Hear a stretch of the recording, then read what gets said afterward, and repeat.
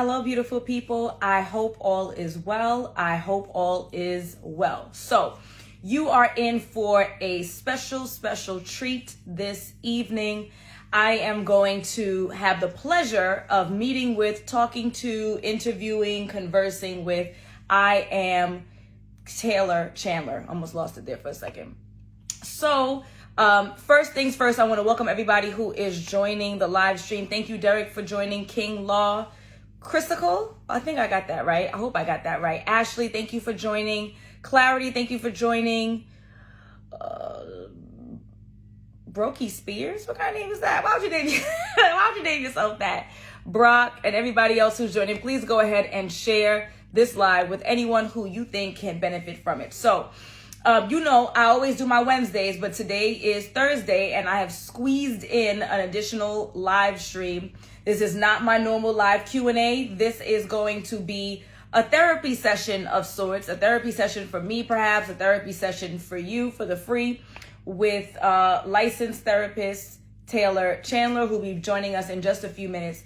And we're going to be talking about the way that insecurities negatively impact you on the dating scene and in your relationships. The way that insecurities negatively impact you in the dating scene and in your relationships. I'm going to go ahead and I'm going to send my girl a request. Mad weird. I think that Instagram is definitely listening to our messages. She's beautiful. Who, me or Taylor? She's beautiful too. Hey! Hey. Right on time. Someone said she's beautiful. I don't know who they're talking about, but I guess it's the both of us. Oh, well, yeah, obviously. I mean, for obvious reasons. So, as we've been discussing, because we are best Instagram friends. Yes. We were going to talk about insecurities in dating and relationships. Yes, please. Okay.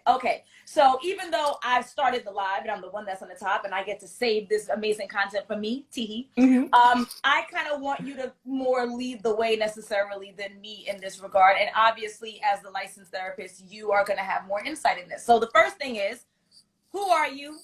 What degrees you got?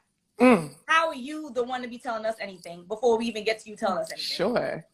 My name is Taylor Chandler. I'm a licensed marriage and family therapist. I am in Atlanta, Georgia, and I help people break negative relationship cycles. I do that through one-on-one, so individual sessions and groups. Okay, very nice. So you know what's funny, Taylor, my best Instagram friend in my head, I thought you were in LA. I don't know where I got that from. Really? I get a lot of I get California or New York, or it's going to be like Barbados. That's like, those are my main, let me plug this light in. Those are my main ones. So I get a lot of Cali. Most of my clients are actually from California too, by the way. Yeah, there's a California vibe about you. When you bent down just now, I thought you were going to grab cocoa, but it's okay. I put cocoa in the bag. I'll take whatever I can get.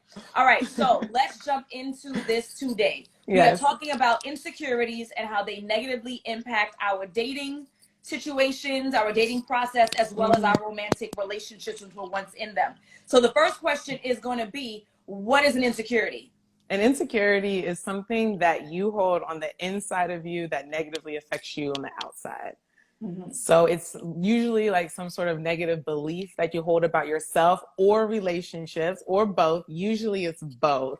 And we use this thing called a projection. And a projection is when we take something from the past and they bring it into the present.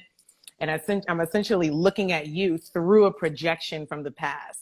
And so I can't really see you clearly.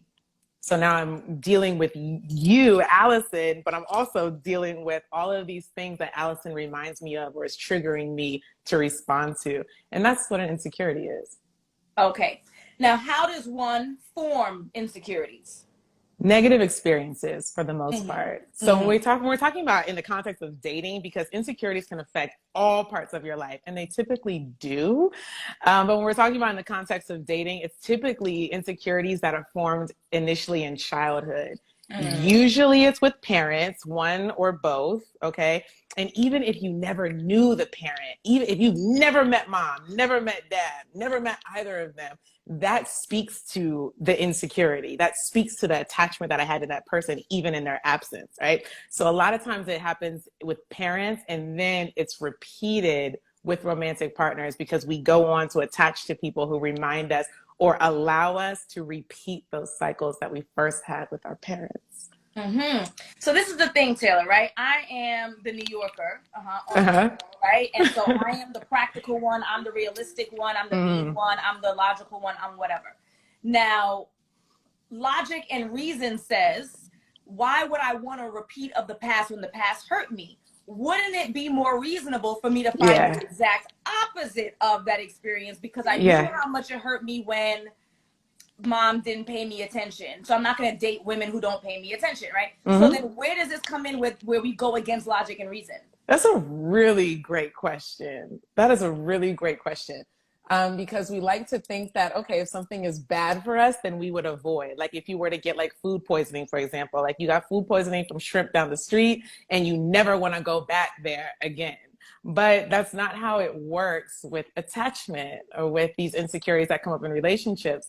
What happens is with trauma, and trauma is such an important thing to understand. You know, I talk about trauma every day. I'm talking about some trauma, okay? And what happens with trauma is essentially, if I'm going to nutshell it, is we have these traumatic experiences. It locks in your brain. Why? Not because your brain likes it, but because it's trying to save you, not to hurt you, but to protect you. So if you think about, okay, I need to remember what the monster looks like. So if I see that monster again, I'll know exactly what to do.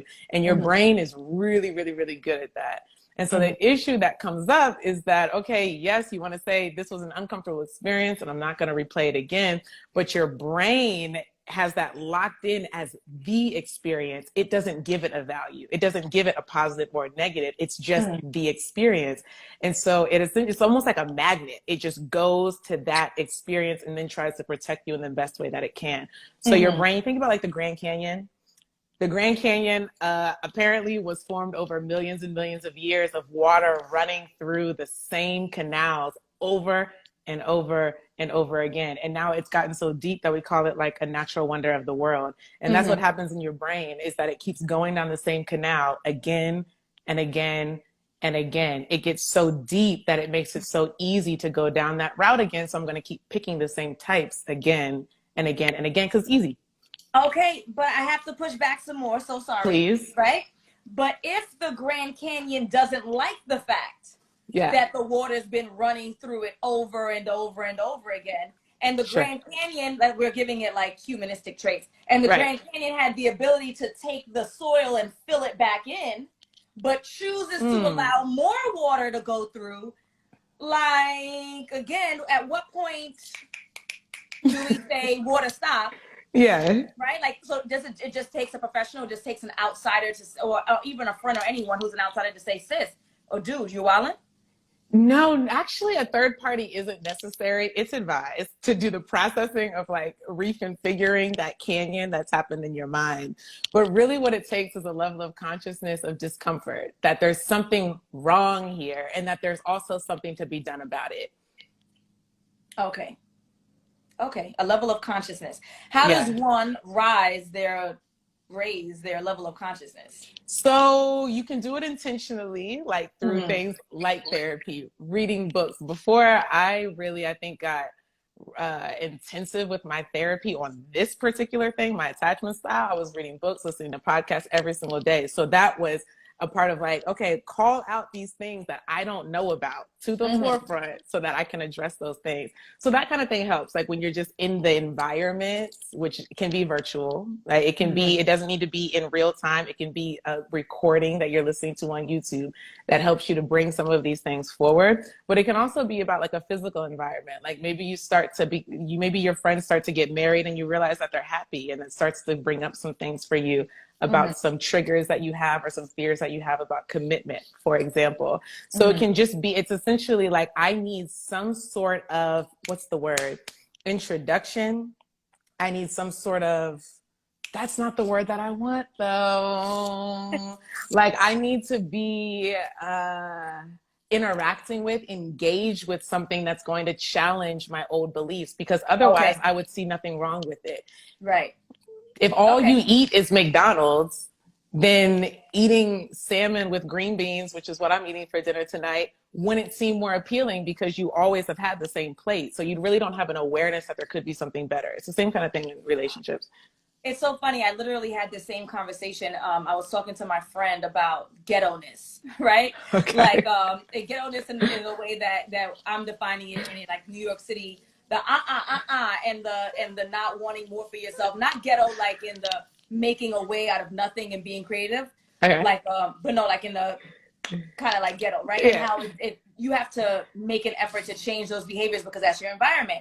So then I asked the question, well, then how come some people just make a choice to leave? Like, how come some people just choose to say, I want more than the projects. I want more than a pissy elevator. I don't want to have to take the bus. I want a nice car. Like, how do you just make a choice? And she says you have to be exposed. I'm like, that's the only way. That's the word. That's the word. That's the word. Exposed. Exactly. That's the only way. Like, there's no way that you can come up in your mind on your own that says, urine smells bad. This smell isn't pleasant. Well, that's survival. Whoa. You're in that. And that's a great example. That's a great example. In the environment where there's urine everywhere, that would trigger the literal, like the primal survival part of you that would say, I'm somewhere bad. Because like it's a sense, there's like literal toxins in urine. So you're physiologically averse to being in piss and shit. It doesn't work for humans, right? But being in an interaction with Alison, who might be very manipulative and very charming, I don't know. I don't have the same, I don't have the same triggers in my mind. We haven't as humans evolved to that level. Now, maybe in 10,000 years, maybe humans will be able to pick up the scent of a manipulative, charming, narcissistic type. We haven't gotten there yet, but it's the same. It's the same principle, though. Actually. Okay. All right. So I'll take the pissy elevator away. Okay. Right. Or just like they don't. So there's no way. Like, okay. All right. I'm gonna give you another. I'm gonna rewind that back. I'm gonna take it back. Yeah. Try me again. So the logic is, and the logic and the reason that you're offering is that you need to be exposed in order to know better, to do better, kind of logic, right? So what excuses, or what's the explanation? I call it excuses. You would call it explanation. Do you have for, let's say, like absentee dads? Oh, they never had a father. That's why. They saw Fresh Prince of Bel-Air, right? They saw Family Matters. I saw how Carl treated his kids. I saw The Cosby Show. I saw black dads in the house being good dads. So then the I never had a dad argument isn't a good argument to use as a reason why you have poor behavior if you have examples that you've seen every Thursday night. TGIF. Well, I said Friday night, but you get the point. Yeah. Oh, you know about TGIT? There was Shonda with the TGIT scandal that happened. Right. So. TGIF on Channel 7 in New York, right? So you have seen examples of, hey. It's Coco. This is what happens when you want to shut me up.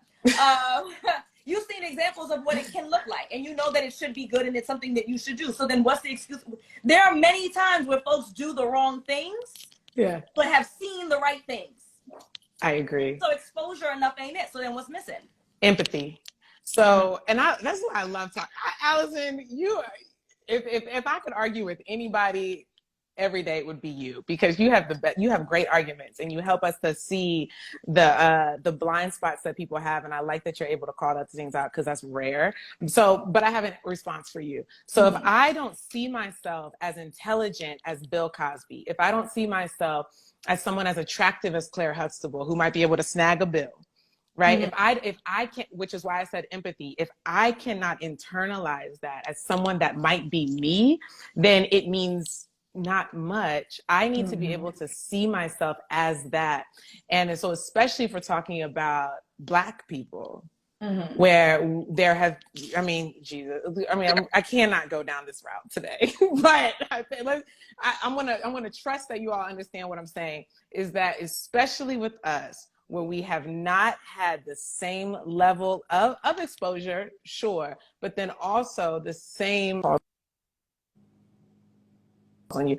opportunity to believe that I could be a Bill, that I could be the engineer, that I could be the scientist, then it's a fantasy. It's almost like looking at white Rapunzel. It's nice, but is that me? I can't see that as me. So it's more like a fantasy than something that I actually could see myself stepping into and embodying. So that's how I would respond to that. Although I think that's a really, really great argument.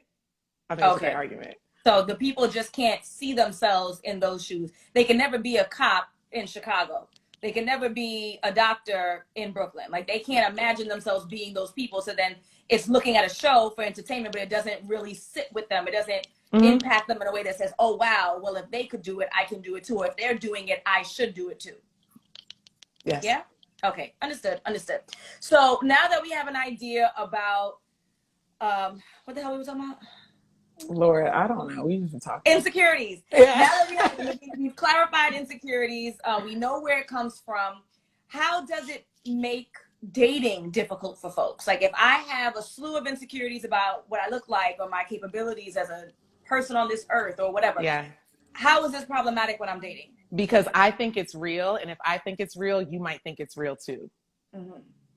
I don't believe that I'm attractive enough. I don't believe that I'm worthy of the commitment. I don't believe whatever. I think this about me. And so I believe that you might think this about me too. And so now I'm going to treat you as if that's confirmed when I haven't actually had enough experience with you, time with you, or any evidence that tells me that you don't believe that I'm worthy, but I don't believe that I'm worthy. And that's enough. I stop right there. And now I'm going to treat you as if, or I'm going to treat this experience as if you do believe that, when it's really not that, it's me. I believe that. And because if I believe that I'm not worthy, let's just stick with that one because there's a couple of them that come up often. If I believe that I'm not worthy and I go into this experience like that, then I'm coming in small and I'm treating you like you're bigger than me. And so you don't have to confirm or deny because I've already decided for you. That's how it gets in the way. Yes, yes, yes.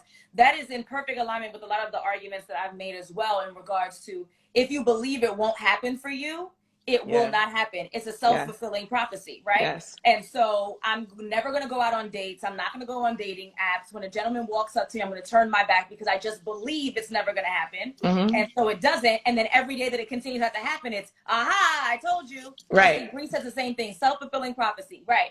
So, I told you, Taylor, it's not me, it's them. Like, no, it's you because you believe it's never going to happen. So you're absolutely right. It won't happen because you're not opening up yourself for the opportunity for it to happen for you. Yeah, and you got a bad attitude. So you look like you have a bad attitude. And no one wants to approach you when you look like you got a bad attitude. Yeah, well, I mean, I don't. In New York is different. I wasn't even gonna do it. I wasn't gonna do it. But I know. Okay. I mean, it's a little bit different. Y'all in New York can get away with a little bit of a different face than in the South in Atlanta. Yeah. Oh, well, the rest of the country probably in New York. We all got attitude, so it's all good. Dudes, the chicks, the dudes walking up to you with an attitude. Why you got an attitude for? Like what? So you're absolutely right. Okay, understood. So in the dating scene, when someone has an insecurity or a litany of insecurities, it makes dating difficult for them because they may feel like they aren't worthy, they aren't beautiful enough, it never will happen for them. And since they believe it, it is their truth, it is their reality. Oh, I hate their truth. Person accordingly. Yes. Yes. Okay. Let's talk about how you undo that. Like you professionally, you have a client who has these insecurities and wants to date. Yeah. How do you help them to undo or to correct or to dismiss? Like, how does that work? So everyone starts a little bit different, okay? But there are some big core components that are a part of the whole process for everyone. So everyone can start a bit different depending on what's happening in that particular moment in their life. Sometimes someone just got out of a relationship a week ago and we need to talk about that today. Sometimes someone's like, nothing's going on. I just feel like I need to work on this. And then we can kind of have a bit more of like a structured approach at the beginning, but it can kind of depend person to person. But some of the big components are identifying your physiological symptoms. And a lot of people leave that out. So I love to start with that. Not only is it imperative to start with that, but a lot of therapists will start with it. Your physiological symptoms. I need you to identify in your body what it feels like to feel unsafe, to feel threatened. And so that's really, really important. Beyond that, we're talking about like the unhelpful negative beliefs and the storylines that you're carrying. What I mean when I say that is I'd have like a plot. Like everybody leaves Taylor. Everybody leaves Taylor. When I meet Dave, I replace everybody with Dave. Dave leaves Taylor. When I meet Brianna, I replace Dave with Brianna. Brianna leaves Taylor. And so no one really gets a chance to prove you wrong because you've already, again, like set them in motion on that plot. And then, like you were saying, the self-fulfilling prophecy, also known as a confirmation bias, we then start putting things in place to make that happen. Okay. So it's identifying what is the plot. I need you to say it to me. I need you to verbally tell me what it is so that you can hear it and hear how ridiculous it sounds to make it so general to the entire human population. Okay. So identifying what those negative beliefs are, identifying what the triggers are, and making a distinction between what happened in the past and what's happening right now. Because it might not be that Dave or Brianna didn't do anything wrong. They very well may have, but it doesn't mean that they need all of the smoke that dad was supposed to get, that mom was supposed to get, that your first heartbreak was supposed to get. So we really want to deal with just Dave. Okay. So it's making a really clear distinction between what happened in the past, what happened now, so that I can deal with what happens in the present as it happens, and not compiling all this trauma on top of it, because Dave can't and shouldn't have to deal with that. And neither should you. We have to deal with one thing at a time. So those are some of the big components. You said so many beautiful things, and now it done lost. I need to start taking notes when you talk, girl, because it's so good. I really appreciate the element of talk therapy. I think people think it's a lot of BS, and it's not. When people begin to speak about what's going on, and more importantly, speak about their logic, take me on the trip, take me along this logic train, right? And then when they start saying it out loud, they start to realize how ridiculous they're signing. So let me tell you, I had a client yesterday. We're on session 2 in our group coaching program, The Partner You Deserve, right? In session 2, we go through the non-negotiables. What are the must-haves that this person must seemingly have? Because again, dating is a process. We're collecting data. We're not really sure. We're constantly assessing. So what are some of the non-negotiables that, and by the way, I told her I was going to go live and tell her this story. I was going to tell her. What are some of the non-negotiables that someone must have in order for you to consider dating them? And then as you continue to assess if they still have it, then you move on to the next step, so on and so forth, right? And so we get to attractive. I said, describe to me what attractive looks like. She starts laughing. And she says, I already know what you're going to say about the tall thing. I said, okay. Tell me how tall he has to be. Tell me how tall he has to be. Well, you know, at least 6'1". Okay. No, 6'1". Okay. Not 6'3". I've heard 6'3". Yeah. 6'1". I said, okay. 6'3". So, mind you, I've never met these people in real life. I don't even know how tall you are. You're my best Instagram friend, right? Like, I don't know what these people. So I said, how tall are you? She starts laughing. She says, 5'1". Okay. I said, so you're 5'1". 2 times out the year, you're going to wear 4-inch heels. Somebody's wedding and somebody's 50th birthday party, right? So 5'1" plus the 4-inch heels makes you 5'5". You're telling me that this guy has to be 6 inches taller than you in your tallest heels 2 days 2 times out the year. That's what you're telling me. You're telling me that in order for this relationship to work, these are the non-negotiables. In order for this relationship to work, this guy has to be 6 inches taller than you in your tallest shoes twice a year. And she said, yeah. But then she felt that again. You gotta you laugh at yourself, or you say, you know it's foolishness. You know it's foolishness. So I said my classic line of, what about him being 6'1" is going to impact your relationship in a positive or negative way? You tell me. What? He can reach the cereal for you. That is how him being 6'1" is going to positively impact your relationship. She said, well, great perspective. Her 6'3" or 6'4", right? So she makes it worse. That's what I thought. And in the same breath, though, one of her non-negotiables is that she wants someone who has a lot of time. Like, they're not super dedicated to their work. They work, they making okay money. She doesn't care about the money, but she wants someone who has a lot of time. But I bet they can't be lazy. You do realize that the 6'4" guy is going to be playing ball with his friends, right? Because he thought he was going to make it to the NBA, but he ain't ever make it. And then when he go out, he getting all the attention in the world because he's 6'4", right? So you keep going with why this is so important to you. But when she said it aloud and she laughed, I hope that she took what I said into consideration. I don't know. We shall see. Months will see, right? But again, to the point of when you start speaking these things out loud and you realize how ridiculous it is, it starts to help you to correct those behaviors. Yes. And saying it to somebody who's not your friends, for goodness sake. Because your friends, and I've been in the group text, and the friend they are so many times, especially.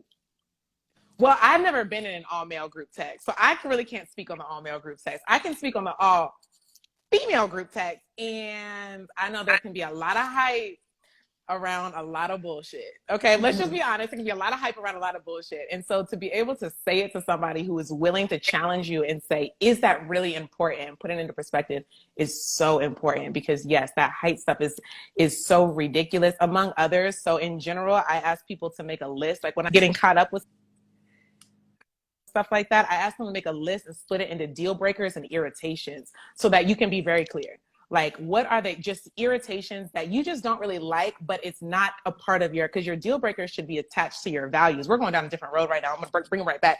But your deal breakers should be attached to your values, like the core fundamental part of Alison and of Taylor and of Dave and of Brianna, whatever. Your core values are deal breakers that you just cannot live. You cannot go forward without being in sync with those things. But irritations are different. Those are things that just sort of rub you the wrong way, but it's not attached to like a fundamental core belief that you have. Like someone not making their bed in the morning, I know it irritates people. It would irritate me as well. But is that a value, or is it just something that bothers you that you could possibly either come to some sort of compromise or negotiation about, whether it's the bed or something else, or you just leave it? Because not everything has to be your way, but different conversation. No, I mean, it's all the same. It's all the same. You're saying it, and so it's amazing. Absolutely. I love that list. I go with non-negotiables versus negotiables. Like, we can negotiate his height. He does not have to be. No, so wait, I got one more. The same one. Okay. Then I asked about the physique, and she said abs. So this is on your 6? Does he need 6? She didn't say. I didn't ask because I couldn't take it. This is your non-negotiable list, y'all. We got to be practical. Yeah. How are the abs? Or how is the breast of the woman, or the hips, or the butt, or the waist of that woman, right? Because I'm giving examples of this particular client who's female, who's heterosexual, right? Does she have abs? I have no idea. I have no idea. Again, I don't know what it might look like. I just have like the bust of everybody. So nonetheless, the abs. All right, so that's a preference, but you cannot tell me that the abs are gonna make or break whether or not you're fulfilled. And so like she laughed it off and she agreed. And I saw some editing in her notes that we shall see whether or not it comes to fruition. But we got to be more practical. Yes. And especially as we're getting older. And this is, again, the examples that I'm giving of this particular female client, but it exists for the gentleman too. So I don't want, well, what about the guys? That's about to come up too, which is quite annoying, ladies. And Taylor is, even though I always give Taylor her kudos for her level of professionalism, right? And being a licensed counselor, but therapist, but she has gotten in y'all behinds about how impractical the ladies can be. It's bad. It can be bad. It can be bad. It can be bad. And okay. I think this was a really good time to introduce, let's stick up for our women here. Yes, some impracticalities are there, but let's attach it to something that is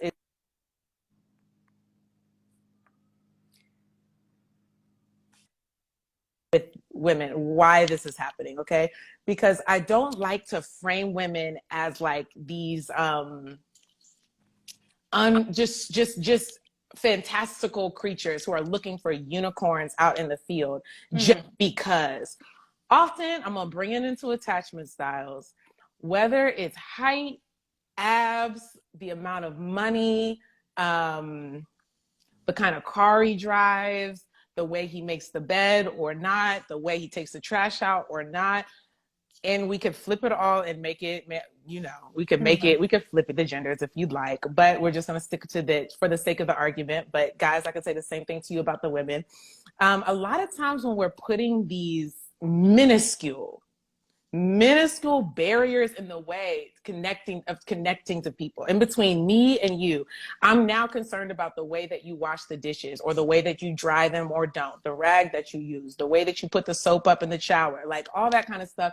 When we bring it into attachment, if you are truly not this like super hypersensitive, literally obsessive compulsive person that needs everything your way, sometimes we do these things because we're afraid. And I'm going to now put these barriers in between me and you because I don't really know how to handle this intimacy thing. And so now I want to talk to you about the trash. Now I want to talk to you about how you walk the dog. Now I want to talk to you about whether you wear white socks or black socks. It's really bothering me. And so sometimes it's not really that you're bothered by that. It's that I'm afraid of you. I'm afraid of this. And so now I'm going to bring these things in. And sometimes we call that sabotage, right? Yep. I'm going to sabotage the relationship by bringing these minuscule arguments in. So a lot of times I use the word and the term triangulation. I have a problem with you, or I'm afraid of confronting this issue with our intimacy or where this relationship is going. And I'm afraid that this might not work because maybe we have a value difference and I don't really know how to bridge it. So now I'm gonna break up with you because you don't make the bed every day, and that really pisses me off. So sometimes that happens too. It's not necessarily that we're like these fantastical beings, but sometimes it's because we're afraid. And it's a lot scarier to say I'm afraid of this, or I don't know how to bridge this gap between us, than it is to say I don't like the way you make the bed, or whatever it is. Whatever it just is. A little side note. So in conjunction with your side note, the irony is that you see that and I see the opposite of that. And I guess that's just the way that we present and the content that we present. I see the ignoring of major things. So you're seeing folks being petty about the smallest things, and I'm seeing people not standing up for themselves for the biggest things. He had a baby. He had a whole, you talking about somebody with a whole baby, and we're still here. Somebody always has a baby. Yeah. I had 2 calls today of folks who have broken up. Actually yesterday, of folks who have broken up, and the guy is still in their home. And when I say their home, I'm being very particular. This is not a shared home.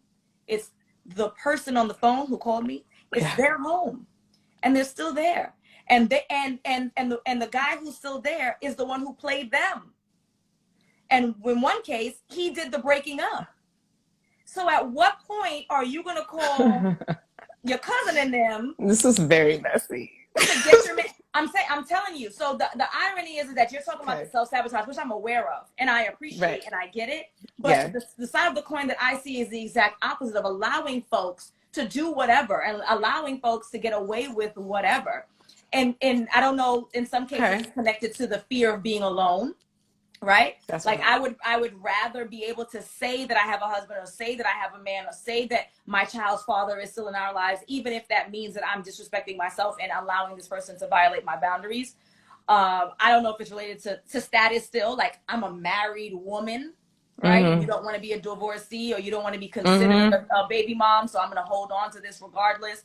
I don't know if it's fear of being alone in this world. And in 2021, damn near 2022, I think that's a little bit strange, but I can relatively appreciate it if you haven't established anything for yourself, right? If you don't have a formal education, if you don't have your own career, if you don't have your own finances, then maybe taking this L and allowing him to have these babies is just for survival purposes is more reasonable than you trying to navigate on your own and you never had a job, you have a high school diploma. So there's so many different difficulties that we see in our profession in the mental health space that people are struggling with. And how do you tackle it all? Like, how do you deal with such a variety of people who are struggling in so many different ways? Good question. So as you were saying all of that, I agree. Everything that you said, I can see that being I'll call it a superficial reasoning for allowing that mess to just go on. But when we get down to why we allow mess to continue in our lives, it comes down to fear. It really comes down to fear. So like just like you said, I might be afraid of being alone.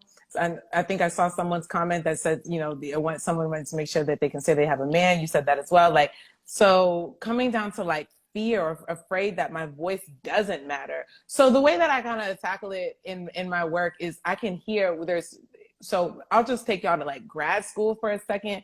And anybody can apply this. This is very helpful in conflict as well. So let's just go ahead. This is also a conflict tip. There's two important words: content and process. Content and process. You can also think of it as above ground and below ground. A lot of people have seen the image of the iceberg, and it's like the iceberg's on top. Like, what do you see? The little iceberg, and then what's underneath? The big iceberg. And that's kind of like what happens here is, okay, I can hear all of these different stories all the time, and they sound so different. and someone might think I could get overwhelmed, right? Someone might think that you can hear all these different stories day to day, week to week. But what it really comes to, I don't need to solve the content of your issue, the above ground issue. I need to deal with that big root fear. And as humans, we all share some really common big root fears. Think about it like how all of us recoil when we see a snake. We don't have to think about it. It's automatic. It's built into you. It's a biological protection that you have, because there's a part of your brain that you never had to learn. It just reacts because it knows that snakes in general are bad, even though some snakes are harmless. Right. Okay. So we also, in our emotional lives, have those same kind of guards. Okay. So when I hear all of this content, I don't really need to know if it's a garden snake or a king cobra, because I know that in the back, the fear, that fear trigger is going to hit the same. It doesn't matter if it's a garden snake or a king cobra. You're going to recoil regardless. So if I know what that big button is, then that's where we can go. I don't need to really worry so much about the details, although I have to hear it, right? Like I need you to say it for yourself, but it's not really for me. It's really for you to just say it to me. But then we need to okay, we sift through all of the details, all of the content, all the little above ground icebergs, and we all have these big root fears. Like we all have a basic fear of snakes, right? Even the people that they got snakes all over their necks and stuff, if they see a king cobra, they're going to freak out. There is something in you that tells you this is bad. So if I know that we as humans have a fear of being abandoned, a fear of rejection, a fear that the love might run out, a fear that I might not feel the same about you in 10 years, even though I promised you that I would. Like if I know that we kind of all kind of share these same fears, then when you tell me these things, I can kind of say, okay, which button does that kind of go into? It's kind of like a Myers-Briggs, like you are ENFP, I'm an ENFP, you are whatever. And okay, based off of what you're saying, what sort of big fear button are we going towards? But the details honestly don't matter so much. So that's how I kind of am able to filter through it. So how do you mitigate this? So if someone has the fear of the snake, so the fear of the abandonment, right? Like you as a mental health professional, you can't do exposure therapy. Like you can't bring the snake into the office. And so how do you, what skills or tools do you use to help people to mitigate their fears? Exposure. Sometimes. Who is blowing up your phone? They don't know that you're on live. I'm tired of them. Look, you know how it is. Do not disturb next time. Just be trying that. It's on do not disturb just because it's on, and it just, and if I click it off, it's going to be a problem. Anyway, does it pause on your side when the thing? Yes. Hold on. We're sad. It's not going to work. It's not going to work. It's just going to keep happening for the next 18 minutes, but it's fine. Yeah, so sometimes it really is exposure. Like, for example, this is a good one. You would be shocked how many times I've asked someone to do this, different people to do this, but it works. So for example, someone who has difficulty asking for help, that's a big one. Women, difficulty asking for help. Exposure therapy, your homework assignment is to, when you go into the grocery store and you don't know where the peanut butter is, ask somebody. If you don't feel like carrying all these groceries out, ask somebody. Okay, so things like that, that's a version of exposure therapy, and it helps us to do it in a safe way where people that we're not emotionally invested in and there's not a lot of risk, but I can then see that I get a positive outcome, and it makes the big risk. So now when you're talking to your husband and you need some help with the kids and you never ask for anything, but you're so tired and now you're calling me every week complaining, but now you can see that, okay, I was able to do it in these small ways and able to get a positive outcome, and now I can do it in these big ways. So there is a version of exposure therapy that I do use, actually. But other than that, it's challenging the catastrophic belief. Because a lot of times, these things that we're afraid to do, it's because we think that it's going to end in this big bad way, and maybe it has in the past. But I already said this. I need you to make a distinction between what happened in the past and what's happening right now. Okay, so I don't take it away from anybody that maybe you really did have a really negative experience, but is that happening right now? Is there evidence of that coming up now? Is this the same person that did it before? That kind of stuff is challenging the beliefs. And then so as we unpack that and say, okay, it's not everybody, it is a particular group of people. I don't take that away from anybody either. I work a lot with emotional needs, and I can tell you, I can give you a perfect script on how to express yourself in the most honest, concise, non-defensive, non-offensive way. But with people who are emotionally immature, I'll tell you straight up, it's not going to work. So if you can see that, okay, you do get bad outcomes with certain types of people, but you don't get bad outcomes with all people. And so just challenging that belief and then being able to experience that in therapy, that it's different. Experiencing me as a therapist is different, because sometimes I'm like the most non-defensive person that someone has shared with. Sometimes I'm just being able to experience that with an individual is good, but then I tell you to go do it with somebody else, and then do it again and again and again, and see that it's not just Taylor, it's not just Alison that can do this for you, but it's many people. It's that you might have been focused and hyper focused and borderline obsessed, and I've been that person, borderline obsessed with trying to get the wrong people to do the right thing, but I need to go to the right people to do the right thing. And then you see it happens all the time. People are often willing to hear you. So stuff like that helps. Beautiful. Something that you mentioned that I use a lot in my practice about challenging their belief system.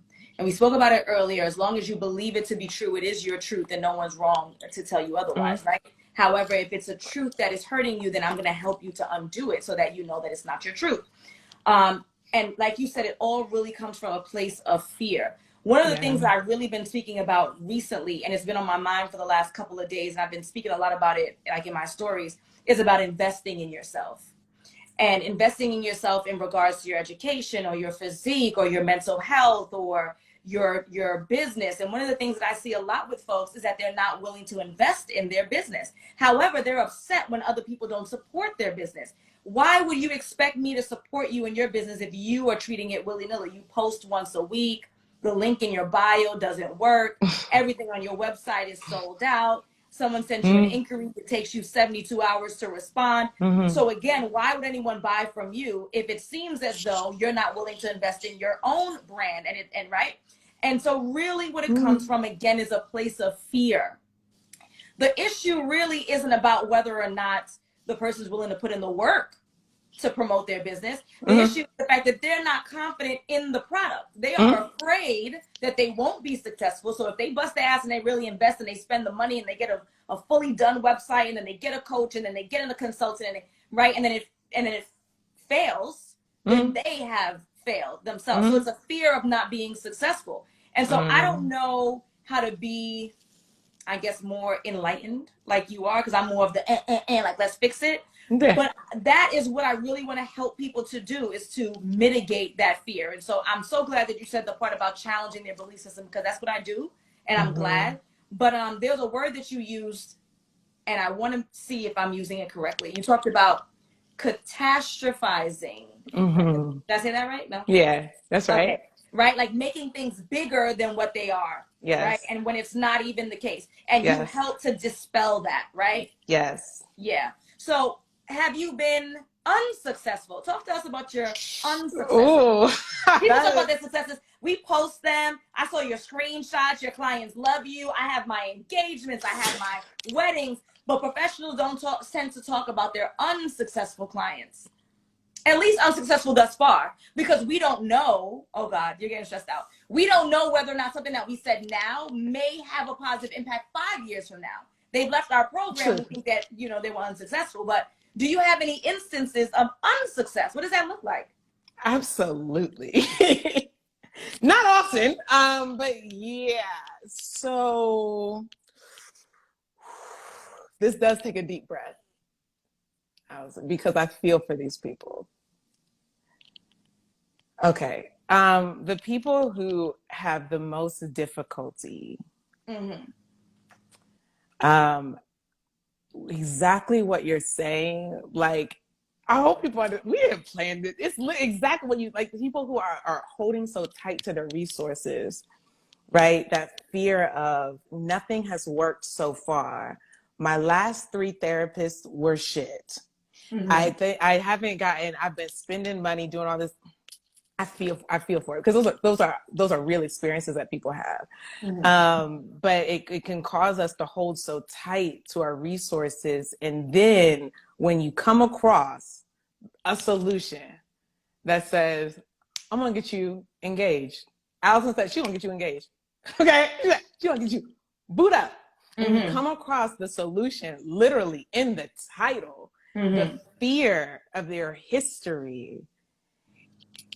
You now distrust your own intuition. You now distrust that I can make a good decision. I can vet properly. I can choose the right coach. I can choose the right therapist, because you didn't do it correctly before. That happens. So I get people, they're willing to do like a free 20-minute call. And I'm like, yep, I got it. I know exactly where you're at. We're going to do this, this, this, and this. And in 12 weeks, because that's what normally people do, 12 sessions. And then you'll be good to go. We're at least going to reduce your frequency after that time. I'd be like, I know exactly what's going on. Here you go. Here's a podcast. Listen to somebody else who had the same thing going on as you, and listen to what happened to them. And you won't do it because of fear that I'm going to lose money. And I'm like, and I'm not the only one that's put it like this. I think I might have heard you put it like this as well.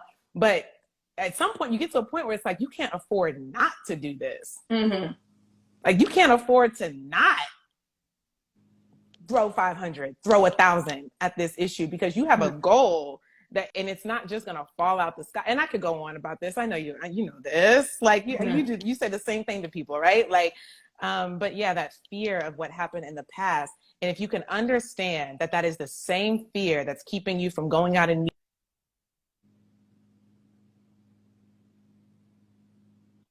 you from being able to be monogamous, keeping you that same kind of fear that's keeping you holding those interpersonal resources to yourself. You do the same thing with your material resources that you do with your interpersonal relational resources. And so if you're withholding with us, I know you're withholding in your relationship, because that's the nature of where you're at right now. And so if you can, and so it would be amazing if people could make that connection. A lot of people don't, but that happens a lot. Also, people who are unsuccessful, people who want a quick fix. So you want to do everything on a free call. Don't even get me started. I know. I that's why I pause, because I don't know how deep I'm about to get. So, all right. So there are 55 people who are on here right now as we speak, 56.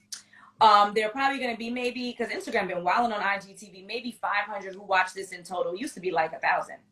I want you to check out my stories before they expire.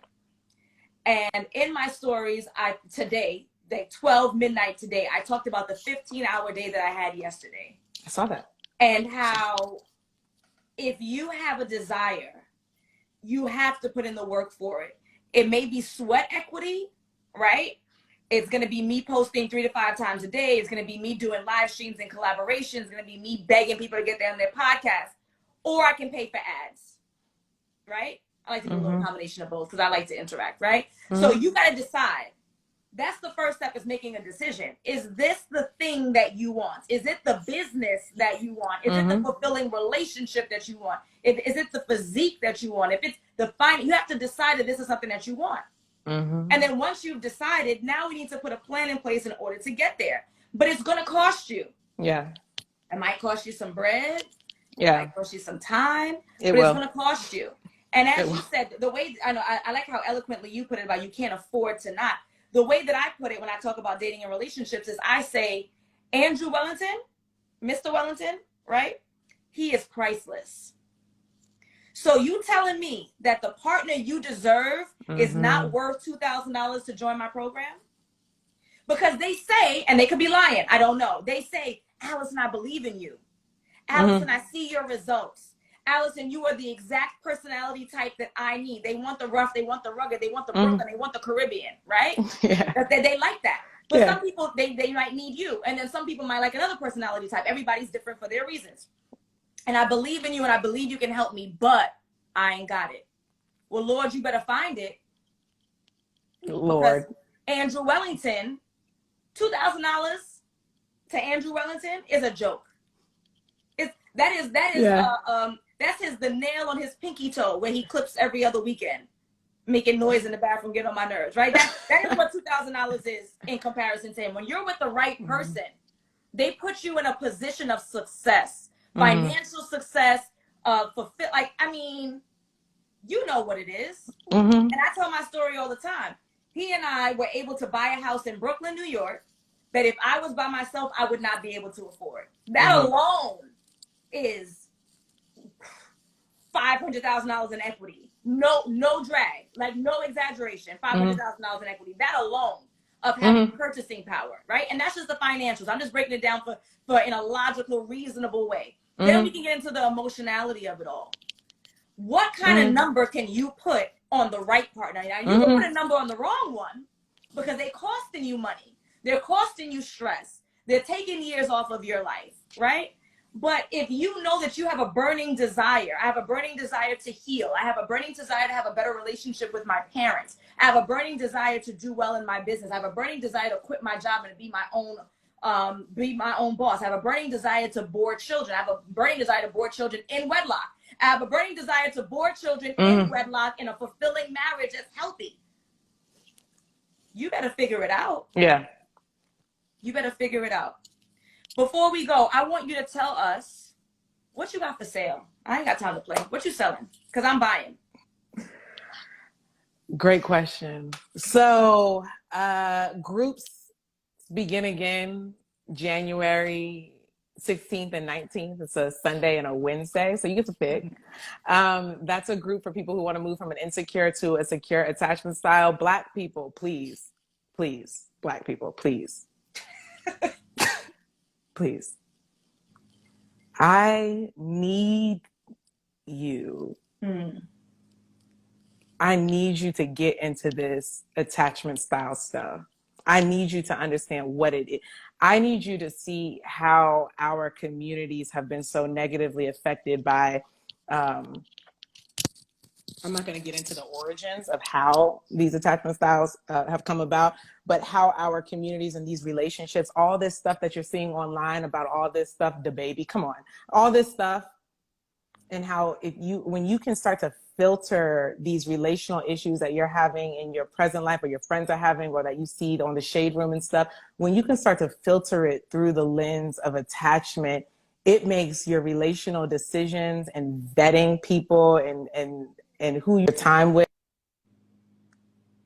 it makes it so much easier because you have essentially a blueprint of what's going to build a foundation, what's going to build a foundation and a structure, and what's going to run you into the ground. It's so much simpler than you think. Do you agree? Is this simpler than people think? What do you think? It is simpler. I'm telling you. Every time I have and I got to go, girl. I got a session in 3 minutes. Okay. Every time I have a new engagement or a new wedding and I'm like, yo, this is about to blow up on the gram, right? Like I put it in my group chat first. And I say to my friends, I'm like, I didn't even... like what it's really not that complicated. It might be hard for some to process, but the information and the tools themselves are not really that complicated. It's not.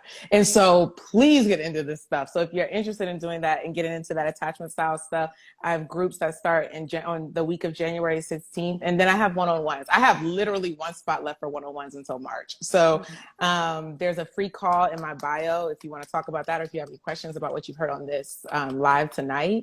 And yeah, that's there's a lot of things going on, but I'm going to keep it in what's literally available right now. You can do group, and one person can do one-on-ones until March.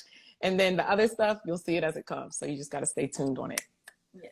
Taylor, I appreciate the fact that you have this this free call. It's a 20-minute call. The purpose of the call is not to squeeze free therapy out of a Black professional who has student loans and car notes and a beautiful dog. Okay, so this is if you really are looking for help and support, then please go ahead and click the link in her bio and schedule that call to see if you're a good fit. If you're not a good fit, she's not going to sell you.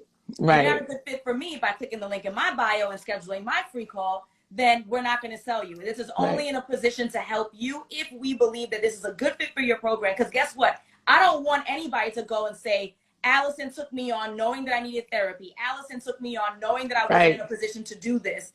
And she took my money and she ran with it. The more happy engagements and weddings and babies that I have, the better off I do. So I'm not looking for one stinky set of $2,000 when that can ruin my business moving forward. Okay? Keep Invest it. in yourself, figure it out. And I gotta go because I got somebody who invested in themselves who's gonna be clicking on Zoom in and they deserve your time. So I'll go now and I'll see y'all later. Bye. Yes, have a good one. Thank Bye, you. everybody.